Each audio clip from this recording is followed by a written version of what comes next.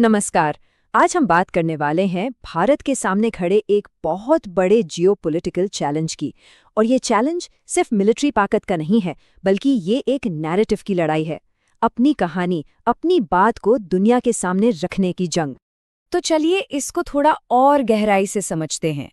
देखिए, ये पूरी कहानी शुरू होती है एक चेतावनी से, एक ऐसी वार्निंग जो भारत अमेरिका रिश्तों के एक बहुत बड़े और जाने माने चेहरे ने दी है और जिसकी शायद किसी ने उम्मीद भी नहीं की थी। ये है केनेथ जस्टर, जो 2017 से लेकर 2022 तक भारत में अमेरिका के राजदूत थे। और उनकी चेतावनी देखिए कितनी सीधी और साफ है। वो कह रहे हैं कि अब शायद भारत को ये सोचना पड़ेगा कि अगर वो आतंकवादी गुटों के खिलाफ कोई बड़ी मस्कुलर कार्रवाई करता है तो क्या अमेरिका उसका साथ देगा भी या नहीं। अब ये बात उन्होंने कोई दबे छिपे नहीं कही है। हाल ही में हडसन इंस्टीट्यूट में एक स्पीच के दौरान उन्होंने ये पॉइंट रखा। उनका इशारा साफ है कि जैसे पुलवामा हमले के बाद भारत को एक जवाबी कार्रवाई करने की छूट मिली थी ना, वो आज़ादी अब शायद वैसी नहीं रही। तो सवाल ये उठता है कि आखिर ऐसा क्या बदल गया? मतलब एक इतना तजुर्बेकार डिप्लोमेट इतनी बड़ी वार्निंग क्यों दे रहा है? तो जस्टर के मुताबिक इसकी वजह है अमेरिका और पाकिस्तान के रिश्तों में आई एक सरप्राइज वार्मिंग। मतलब एक ऐसी नज़दीकी जिसकी किसी को उम्मीद नहीं थी। और दोनों देशों के रिश्तों में ये जो अचानक तेजी से सुधार आया है, इसने कई जानकारों को चौंका दिया है। और इसका सीधा असर जाहिर है भारत के स्ट्रेटेजिक ऑप्शंस पर पड़ता है। ये जो पूरी दुविधा है ना, वो इस स्लाइड में बहुत साफ दिखती है। देखिए, एक तरफ है अतीत यानी पास्ट, जैसे पुलवामा या बालाकोट के बाद का समय, जब ये माना जा रहा था कि भारत की कड़ी जवाबी कार्रवाई पर अमेरिका की एक तरह से मौन सहमति है। लेकिन दूसरी तरफ है भविष्य यानी अब, जहां शायद अमेरिका पाकिस्तान बेस्ड ग्रुप्स के खिलाफ किसी भी बड़ी कार्रवाई को सपोर्ट ना करे। तो आप देख सकते हैं कि पूरा जियोपॉलिटिकल स्पेस ही बदल गया है।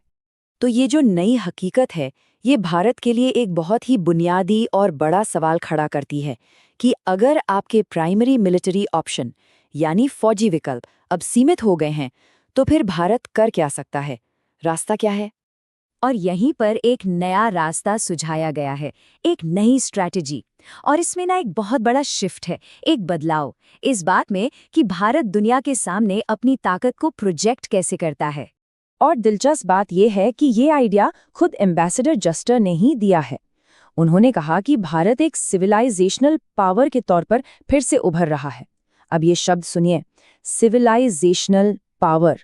ये सिर्फ कोई तारीफ नहीं है, ये असल में एक पूरी नई रणनीति की चाबी है जो मिलिट्री एक्शन से कहीं कहीं आगे जाती है। लेकिन ये सिविलाइजेशनल पावर होता क्या है? इसका मतलब क्या है? देखिए, ये एक ऐसा देश है जिसकी पहचान उसकी आज की सीमाओं या पॉलिटिकल सिस्टम से नहीं होती है, बल्कि उसकी पहचान होती है हजारों साल पुरानी उसकी संस्कृति, उसके इतिहास, उसकी पूरी सभ्यता से। तो यहाँ पर दो मॉडल हमारे सामने आते हैं।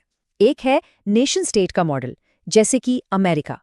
इसकी पहचान इसके हाल के इतिहास और तय बॉर्डर्स पर आधारित है, और इसकी ताकत मिलिट्री और इकोनॉमी।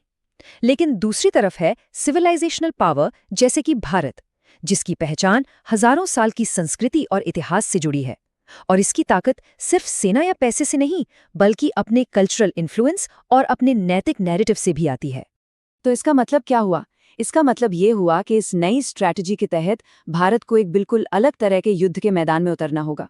और वो मैदान है ग्लोबल परसेप्शन का, यानी दुनिया की सोच का युद्ध क्षेत्र। तो ये नैरेटिव वॉर लड़ी कैसे जाएगी? इसके लिए एक 4 स्टेप की स्ट्रैटेजी सुझाई गई है। पहला कदम, नैरेटिव को फ्रेम करना, यानी आतंकी हमलों को सिर्फ एक देश पर हमला नहीं, बल्कि एक प्राचीन और अनेकता में एकता वाली सभ्यता पर हमले की तरह पेश करना। दूसरा कदम, अपने अच्छे कामों को दुनिया को बताना।